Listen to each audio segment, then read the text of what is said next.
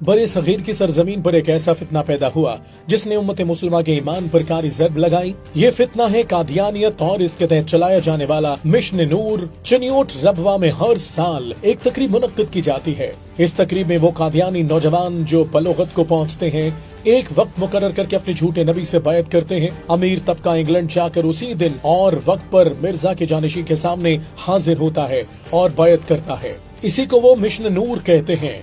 ये महज एक रस्म नहीं बल्कि एक आलमी मंसूबा है।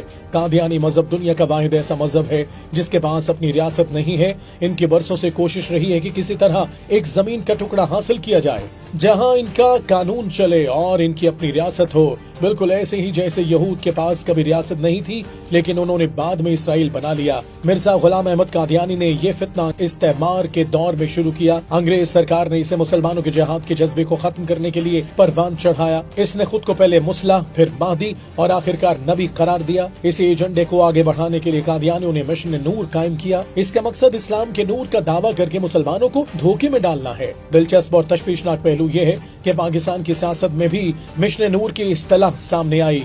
मखसूस जमात ने एक मुहिम चलाई जिसे मिशन नूर कहा गया। इस मुहिम में कारकुन घरों और छतों पर आजाने देंगे और नूर के लफ्ज को अपने बानी के नाम का इस्तारा बनाया गया। एक सवाल ये है कि क्या ये महज एक इत्तेफाक था या फिर एक खास मंसूबाबंदी के तहत मुमासलत पैदा की गई। इन हकाइक से एक बात तो क्लियर हो गई कि कादियानी मिशन नूर एक फितना था जिसका मकसद मुसलमानों को गुमराह करके एक अलग रियासत बनाना था। और आज जब सियासत में उसी नाम को इस्तेमाल किया जा रहा है तो ये पाकिस्तानियों की जिम्मेदारी है कि वो होशियार रहे, क्योंकि ये जंग सिर्फ नजरियात की नहीं, ये उम्मत मुस्लिमा के मुस्तकबिल की जंग है।